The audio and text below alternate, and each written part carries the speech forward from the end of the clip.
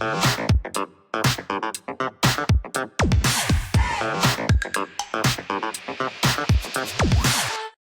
and gentlemen, welcome back to another episode of the Realizing Rural podcast. Today, we are super excited to welcome somebody who I've been looking forward to getting on for a long time now, Representative Neal Collins. Representative Collins is a dedicated attorney and public servant from the Easley area. He was born in Easley, has deep roots in the community up there, started serving his community in the State House in 2015. His educational journey took him to Furman University, where he has a BA in 2004, and then later graduated from the University of South Carolina School of Law, where he received his JD in 2007. He's a respected member of the community. Something that I found interesting, a NCAA wrestling official, and also a USPAB licensed skydiver as well. So, Representative Collins, thank you for your time, and really appreciate you coming on to spend a few minutes talking to us about rural areas and specifically education and childcare in those areas. Thank you, Daniel. Thank you for the invite. Look forward to the discussion. Yeah, and I think as we record this on August 7th, I think it would be important for us to first note there are some people in the Low Country dealing with some impacts of Hurricane Debbie, and so just kind of wanted to start out by just recognizing all the first responders and people out there that are really dedicated their lives to responding to situations like this, from the state level down. And so really appreciate what you guys have done at the state level to set stuff like this up so that we can learn from times past and respond. So all that's actively ongoing now, and just appreciate what you guys are doing to set that up. Yeah, absolutely. And it kind of shows that the diversity of South Carolina is something we'll talk about a little bit in education. You know, I'm currently sitting here this morning in Easley, South Carolina, and it's beautiful sunshine. Couldn't ask for better weather.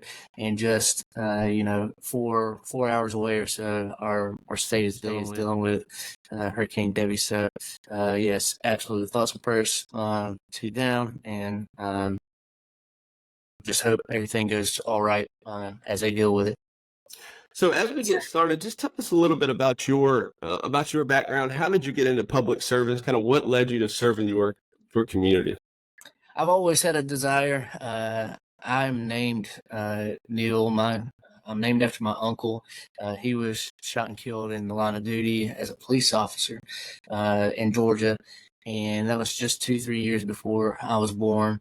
And then I also had 2 other uncles that died in war, one in Korea, one in Vietnam. So just growing up knowing that those type of man and stories were on my shoulders, I wanted to be involved in public service. I got interested in politics early on, even in elementary school, just seeing how interested in how things work. And what I say on the campaign trail is I rode the school bus my whole career, and I was fascinated with the opportunities and obstacles that faced people, even just in our little community in Easley. I grew up in a mobile home park, and the bus would pick me up. We would go to what I thought was a very nice community, and then we would go to an apartment complex and go to government housing, then go to another mobile home park, and it was just fascinating to me. I didn't want to level the playing field, but at least remove some of the obstacles that we all face, and education is one of the biggest ones. And fortunately, my parents pushed me on education. I have 3 parents, or had 3 parents, with a stepdad, dad, and mom, and none of them went to college, and 2 of them didn't graduate high school. So I was fortunate in that they pushed me to focus on education, and that's why when I was first elected 10 years ago, I requested to be on the education committee, and things have just kind of blossomed from there, of serving on education oversight, serving on Sarah's board, going to Finland to study Finland's educational system, being involved here locally, and I'm the school district, or Pickens County School District attorney. So trying to see it from all levels, and then also even from teaching. This past semester, I taught American government at Tri-County Tech. So education is a passion. I think that's where we as a community, state, and nation, where we thrive, and hopefully we can continue to improve. Yeah, and speaking of that district and kind of where you grew up and where you live now, tell our listeners, most of our listeners from the Low Country, so tell our listeners a little bit about your district and how it's set up. So I live in Pickens County. We are neighboring county to Greenville County, and I believe it's now 1 in 5 South Carolinians live in Greenville County. Huge population, and it's expanding into Easley. We've had a significant amount of growth, just like many areas in the state. But we're still I don't think it's a negative term, but a bedroom community. And it's a wonderful place for a family to live and grow up. Wonderful parks. We have lakes close to us, and of course, beach is not too far away for us. But we still have a rural part. Pickens County still has a significant amount of rural area, and I actually just looked at a map the other day, and we have one of the most conserved counties as far as land is concerned, especially north in our mountains and Highway 11, which is a positive for me because it's such a beautiful area. Yeah, that part of the country is. My dad grew up in Walhalla, so not too far away from there. So that part of the country is just completely beautiful. And like you said, the diversity that the state has from top to bottom is really unique. And I think what makes us special. Another thing that makes us special is the people that live in our district. And a lot of those people, are as one of the main things. Bartle, obviously a rural community. Starting to see a little bit of growth. Hopefully we can, but not as much as we would like. Hopefully we can continue that. Part of that challenge is the educational side, right? And so as I serve on county council, so I've been serving for about 6 years now. And so as we look to recruit and retain industry and other things, obviously the educational piece is a big part of that. So let's talk about the educational piece for a little bit and what I see, honestly, just to kind of kickstart us here is I see from my perspective, and I'm interested in yours, I see a rural kind of urban issue, right? I go to our local neighboring counties or even our county, the facilities, a lot of them were built in 1950. And then you look, I'm a basketball referee, so I can relate to the wrestling official. So, but then I go to Lexington County and River Bluff, and obviously the facilities are super nice, and I'm super happy for those kids up there. But the facility, if you wouldn't believe the difference, if you would, but most people would not believe the difference if they didn't know better. So let's talk about facility and structure. Just kind of interested in kind of your perception of what I'm seeing as far as the rural urban educational divide right now in our state. Yeah, no, absolutely. I think you hit the nail on the head. We have a rural urban divide, and I don't think that is fair, equitable, or long term good for our state. And it's tough to talk about. You step on so many toes when you start talking about education, governance, and finance. But those are the two topics. If you're in the education world and you're not talking about those two topics, then I don't take you seriously, because those are the two things that are what is driving both our outputs that we want to improve. And finance, I don't think the public understands how we finance education in South Carolina, but about 45% comes from your local area. And to me, from a statewide perspective, I think that is not productive. I mean, when you base it on the resources in a county, when you base education finances on the resources in the county, of course, there's going to be very, very diverse differences.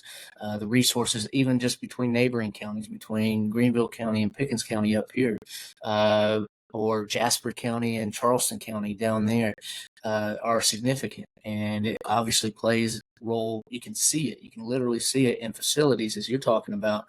But the unseen is probably more important, and that is the recruitment and retention of teachers. That is the quality of the workforce that you have. That is the investment that you're able to do with your staff and with the students. So all of that, I think we need to change this model that we have, and it's a very, very difficult conversation, but changing the model from 45% of your funding locally to something different. No, as you've gone out and studied, obviously you've been working on this issue. You said you kind of this caught your attention years ago, so you've kind of seen the evolution of this and over the years. As you've kind of gone out and studies, what are a few things that you think, um, in addition to changing the funding model, what are some of the other things that you think would really make a difference in the educational system across the state, but especially in the rural areas? Well, I want to hammer the funding aspect of it because, again, I don't know if it's a situation of we necessarily need more funding. Um, uh, I that being said, I think we do in the sense that the funding needs to go to the teachers, and teachers have been really proud. We've increased teacher pay significantly in the past 6, 7 years or so. This year, especially for the past 2 years, especially. So, but the funding is so critical because per pupil, we have a wide range. There was a presentation that I heard on just a day or two ago, and the range of per pupil ranged from $11,000 in one district, and that was in Dillon. Dillon 3, I think, all the way up to 28,000 per pupil. So that's the funding difference that we have across our state, and we can't minimize that. And it's tough conversations. So I'm not the first one to propose this or push for this, but I do think that if we want to improve education in South Carolina for the long term and for statewide, then we do need to move to a statewide millage aspect and remove the local millage. That would level out this $17,000 per pupil difference range that we have. So number one, funding, and it's again tough conversations.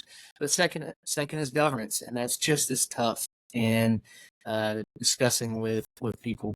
But think about where we are and how decisions are made in South Carolina, and I think the normal person will quickly understand that we have an issue with governance.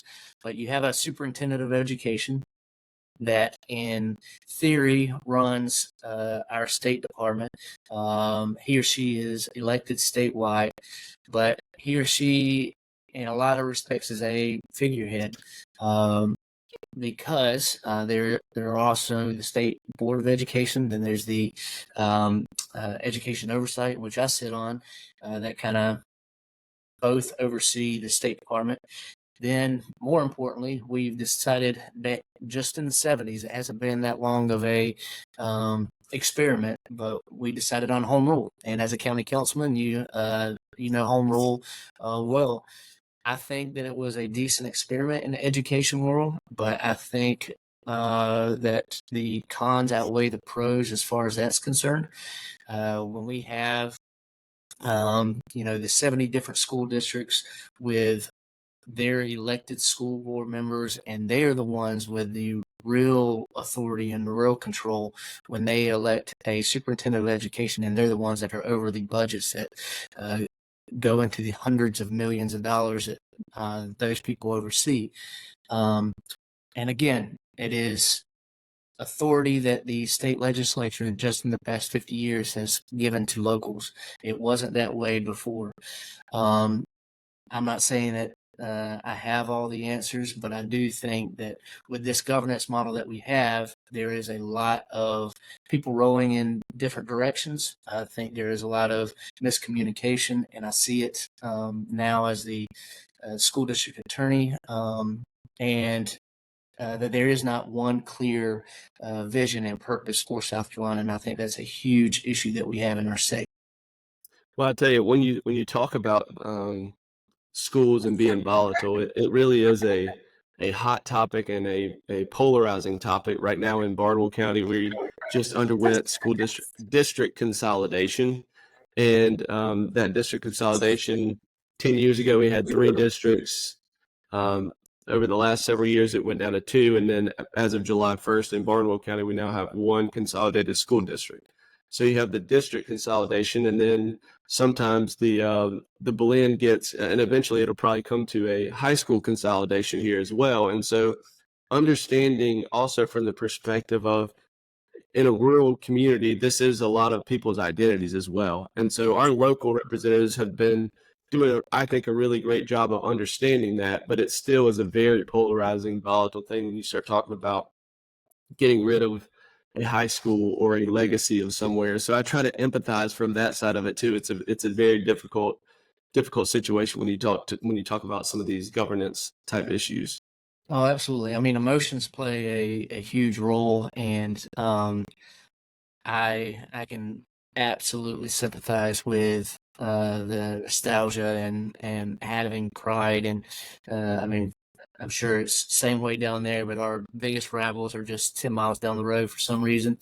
And but you know, when you take a step back, and if you were the superintendent for one day that could make wholesale decisions, I think you would change how we govern and how we fund. I think everybody would. Uh, on both sides, I think we can improve in that. But it takes all of those tough conversations and those tough changes. And consolidation is one of those. And it's tough for rural areas. We here in Pickens County, 6, 7 years ago, the school board did decide to close an elementary school, and that was really tough emotionally, but financially and logically, it was sort of a no-brainer. So all of these are tough conversations, and that's why elected officials need to do their job of going out in public, listening to people. I do think the people are generally make the right decisions in their collective viewpoints. So we do need to listen. We do need to have that understanding, but we also need to make some tough decisions sooner rather than later, in my opinion, with education. So let's dig into the funding. Let's dig into the funding for just a second. So South Carolina obviously said 45% comes from the local side. Other states, how is it done in other states compared to how we do it here in South Carolina from your research? It it ranges all over the board. Local does matter in many of the states. But I think it's tough to compare on education state by state, and we can't be ignorant of our history and how we got here and why we have the differences that we do. And what I mean by that is, we were one of the original colonies. We have a long history as far as America is concerned. We have our system was initially based, and then of course we went through Reconstruction and civil rights and Jim Crow and all of that, to where we did have different systems set up. And I'm sorry, a train is going through downtown Easley right now.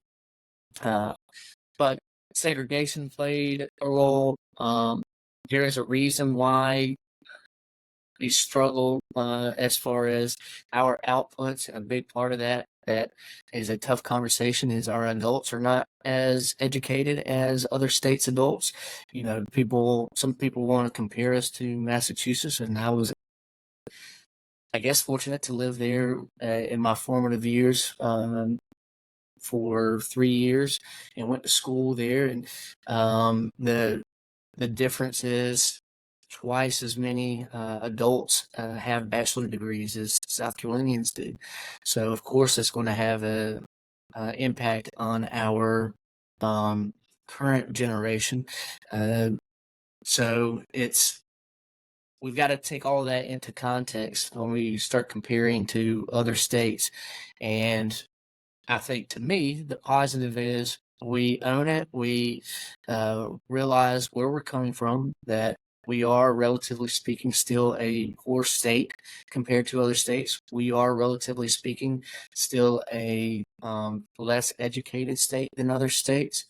And we embrace it and we tackle those challenges. But I think that the two holdups, again, there's governance and funding, is when we reinforce those lines that we have, when we reinforce that segregation that we have, in the sense that our I-95 corridor has less resources, therefore less facilities, less ability to recruit and retain teachers, which plays big into economic development for our county councils and for people to move across the state instead of we're now seeing a huge migration to the Greenville, Rock Hill, Charleston, Myrtle Beach, those 4 areas. All of this plays as a complex, puzzle. But I think one of the answers is us being understanding of where we're coming from and what we're trying to get to. And only with vision can you do that, but you can't do it when you have, 1,000 people making decisions for education in South Carolina. The when you talk about education, especially in the rural areas, I believe, well, actually all across the state, I would say the technical education side, or the tech school within the vocational school, if you will, we call it here. What talk about some of the importance of the vocational school, and because like you said, when these industries are coming in, it is a huge deal for us to be able to look them in the eye and tell them, yeah, we have enough people to fill these jobs, and a lot of times the reality is we do not have enough trained people to fill these jobs. And so it becomes a huge issue for us to be able to look somebody in the eye and honestly tell them that we do or we don't have what they're looking for. Yeah. Well, I mean, as complex as education is, the simple vision is we want people to be workforce ready, college ready, or military ready. It's that simple. We want every student who turns 17 or 18 to have a high school diploma.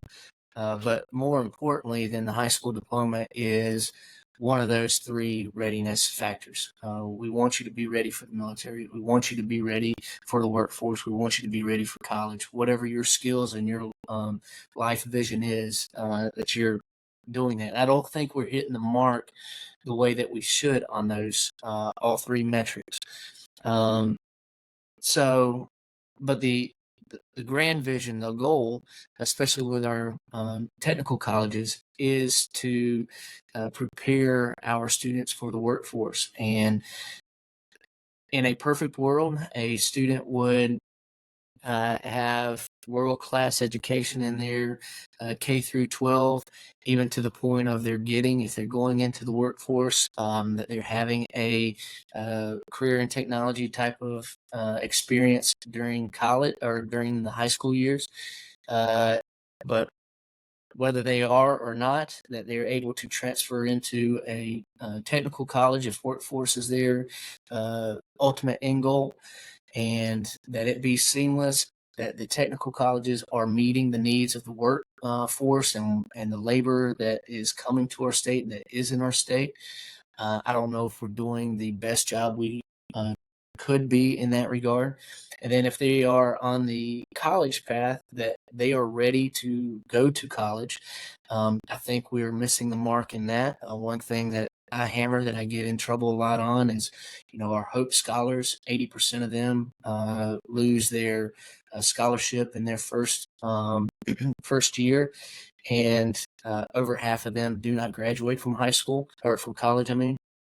So you have a situation where Hope Scholars, which in theory are some of the cream of the crop of our high schoolers, they are not able to, they're not ready for college, and they're losing their scholarships, and then they're also dropping out of college. And so that to me is a sign that we are not preparing our K through 12 well enough for college.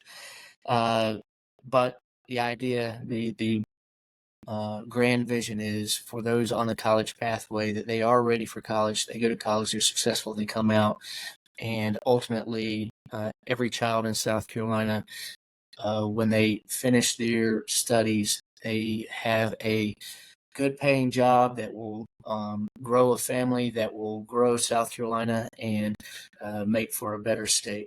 So that's the ultimate goal. Yeah, for sure. Another piece that switch gears just a little bit, but very similar related is the childhood education and early childhood education. I've got two young girls, now 8 and 6, and so I've kind of seen this as they went to a local preschool kind of place. There were other kids in their classes that did not, and so what I've seen is the disparity of readiness. Speaking of readiness, the disparity there for children who were able to receive some sort of early childhood education versus children who were not. And so really, I think from the start, some of these kids, we're not giving them a fair shake because we haven't trained them up from from day one in these early childhood educational opportunities. No, absolutely. And that's another area where South Carolina is a little behind other states because of our resources, because we're relatively speaking still a poor state, and the investment into our early childhood. And I have been appointed to a early childhood study committee. 3 House members and 3 senators are sitting on that, and we're really just starting in the process. But you're absolutely correct. That's the reason we implemented the kindergarten readiness assessment. Some received some flack over it, but the intent is to see where we're deficient from the get-go. And somebody recently made a good analogy of, if you're on a football field and you're sprinting across a football field, it's not like everybody's starting at the 0 yard line and sprinting. We have many children who are at the negative 30 yard line starting. And I'm an attorney by trade, and I'm in DSS court a lot. I think the families with resources that don't have experience in a world that has more poverty and has more societal issues. I think this is foreign to them, but there are a lot of things that are affecting our children in South Carolina, from drug abuse to lack of education to lack of resources, from food to shelter to everything. And where childcare and also any sort of pre-K stuff, it highlights that, and it gives us an advantage of what we need to improve on.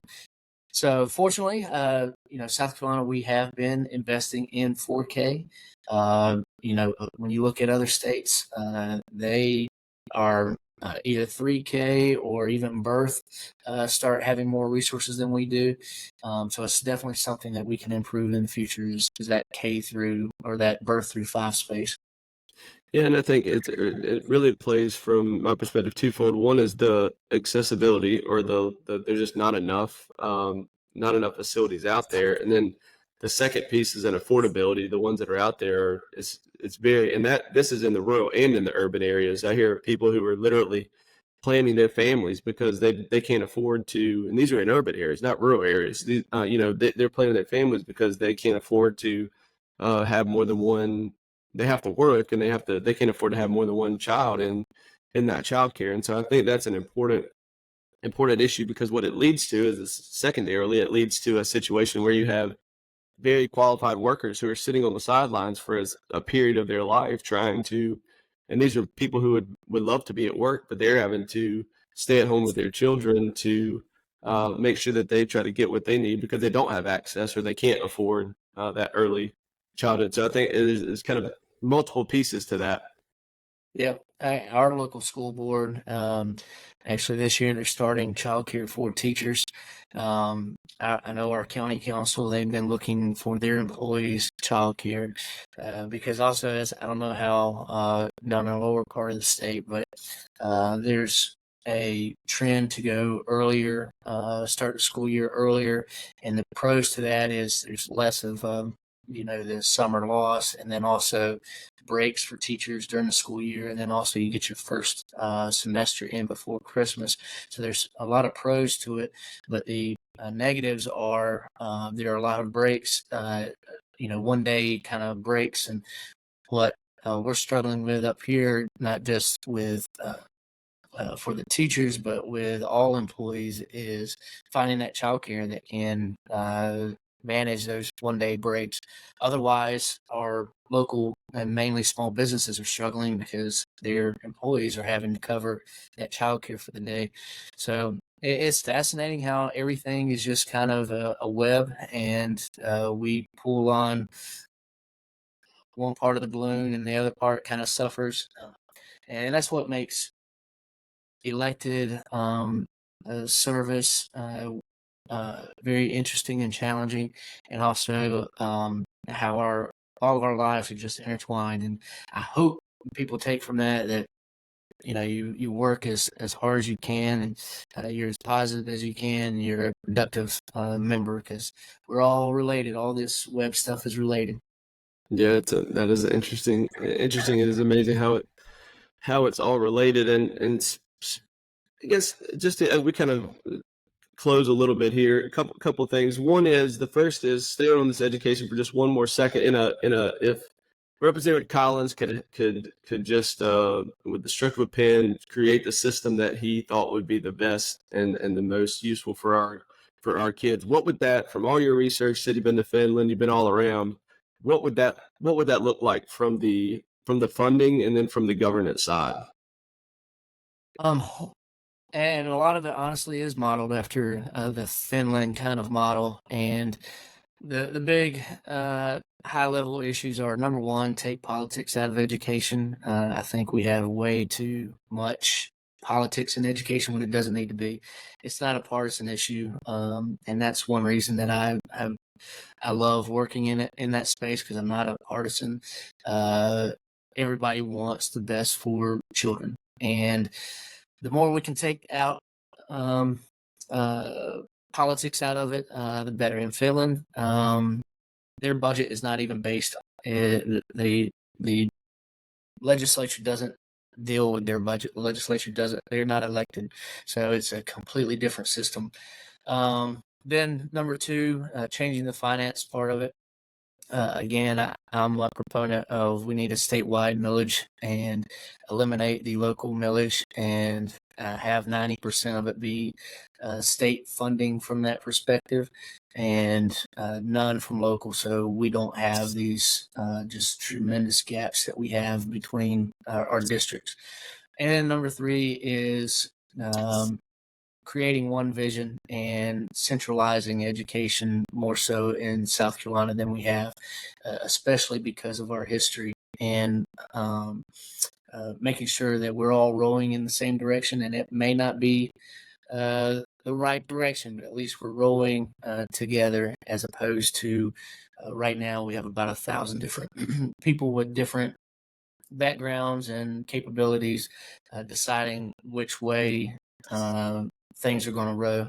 So in that fashion, would eliminate as many of those 1,000 people as possible. And I know I just upset every school board member in South Carolina, and a lot of advocates of home rule, but I think we've tried this experiment for the past 50 years, and it was worth a try. But I think it's time to start consolidating some of that vision and authority.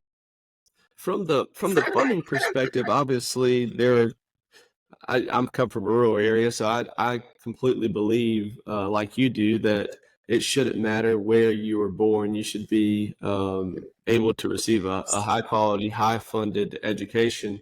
But obviously the way that we operate right now is differently, right? Where there so what is the reverse? As an attorney, what is the reverse side? Like, what's the argument against what you're proposing?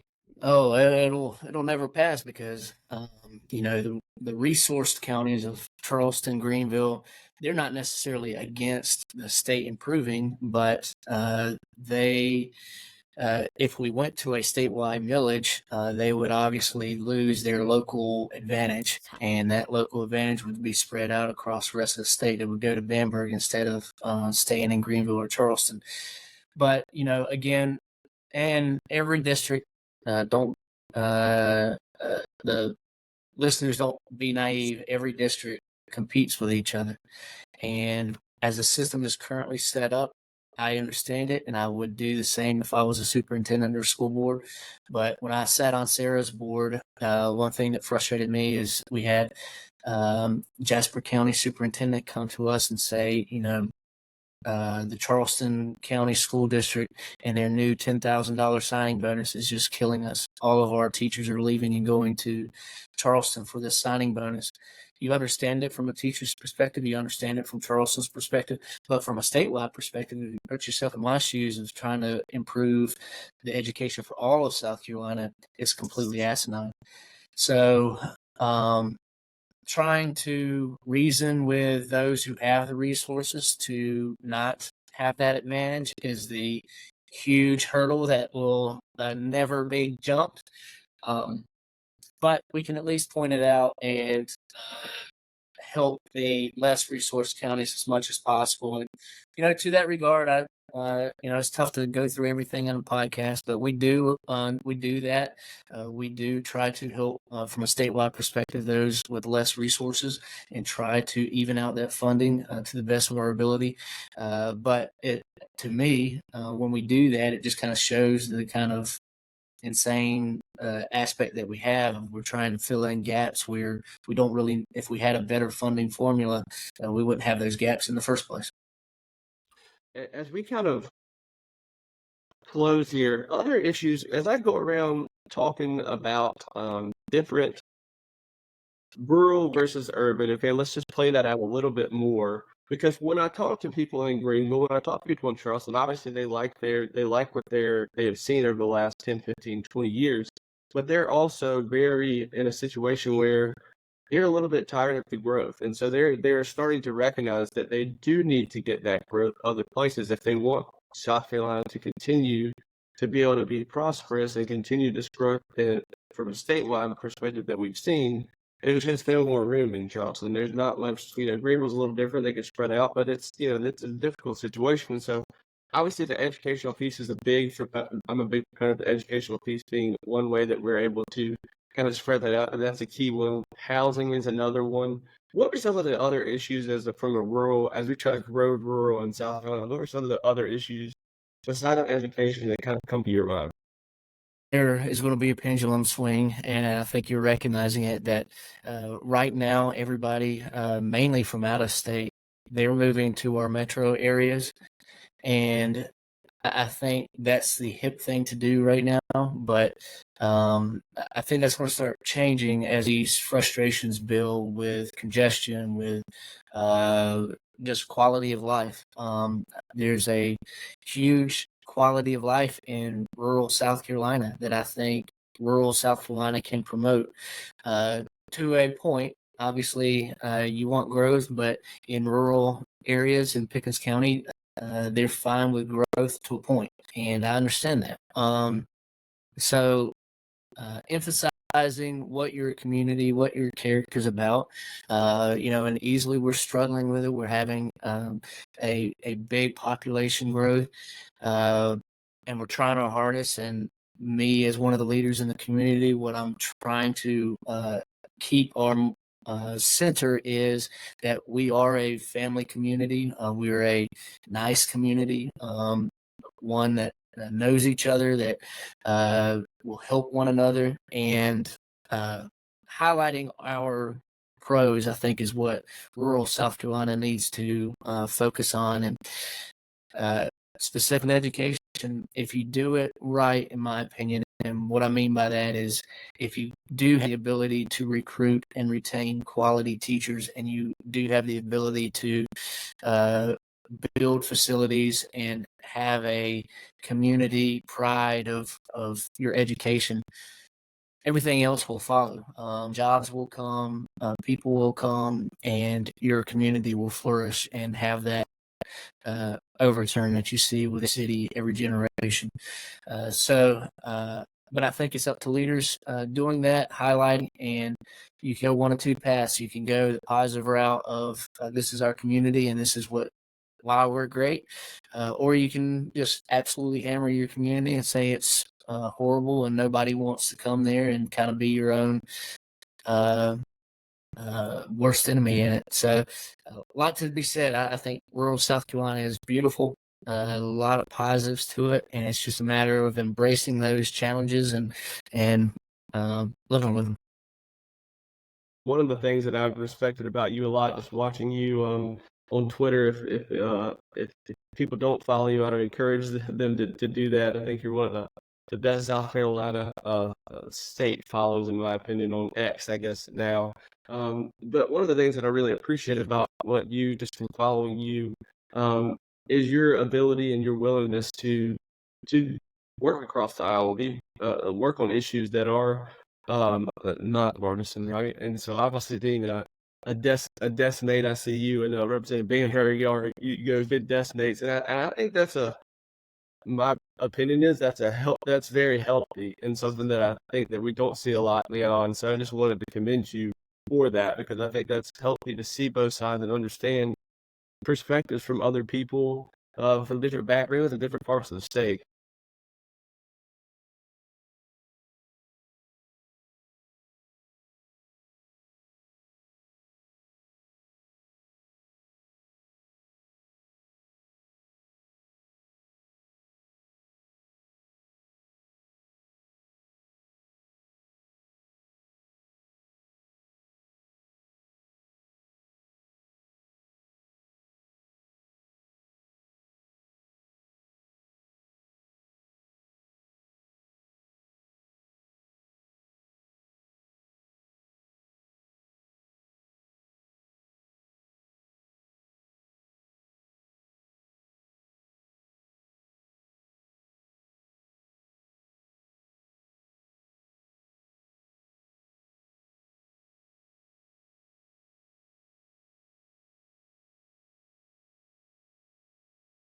Yeah, absolutely. I say this a lot, but if you don't know, you literally choose your seat on the floor on the first day of session. They pull out of a hat each county, and my very first time that we chose our seats, when Pickens County was pulled, I had a choice of sitting with Greenville County, which is typically white Republican, upstate Republican, and I saw Justin Bamberg. Bamberg had already been pulled, sitting there, and we had met each other during our orientation week, and our choice was either sit with fellow white Republicans or a black Democrat from Bamberg, and I'm so glad that I actually sit next to Representative Bamberg. Not only is he a close friend, but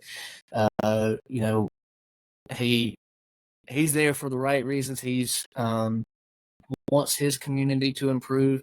And like I said earlier, I'm not a partisan. What I want is somebody there that's there for the right reasons of wanting the community and state to improve. I don't care if you have an R or D next to your name.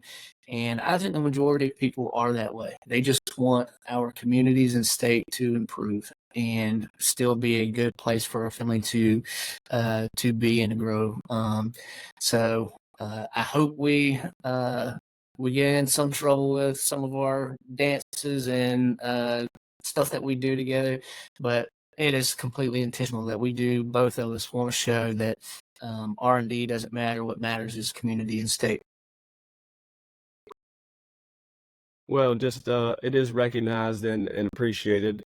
So just wanted to mention that it is definitely recognized and appreciated. Speaking of appreciation, Representative Collins, I really appreciate you coming on this episode today, talk about something that is very near and dear to your heart, and also something that you're really working hard on a daily basis to make a difference, and that will ultimately make a difference in the lives of a lot of students and a lot of families across South Carolina moving forward. And so just wanted to say I appreciate your time today, and more importantly, I appreciate what you're doing on a daily basis to help South Carolina in a variety of ways, but specifically this education piece that you've really kind of embraced and tackled. And it's certainly not an easy issue, but you're doing a great job, and you're really facing it head on, which I think is what has to be done. Thank you for that, Daniel. Thank you for this podcast, and thank you for your service, County Council. That's tough job. Yes, thank you.